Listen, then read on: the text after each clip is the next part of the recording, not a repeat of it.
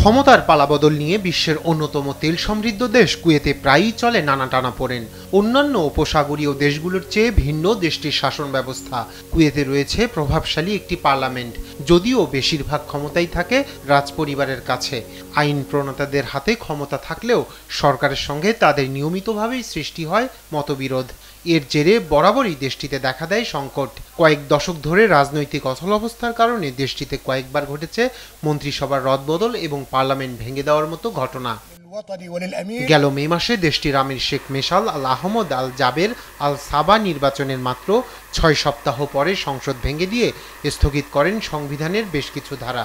ফলে নতুন করে সৃষ্টি হয় রাজনৈতিক অস্থিরতা।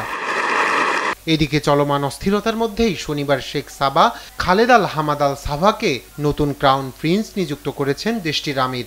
সিংহাসন গ্রহণের মাত্র 6 মাস এবং সংসদ স্থগিত করার কয়েক সপ্তাহ পরে এই সিদ্ধান্ত নিলেন কুয়েতের আমির।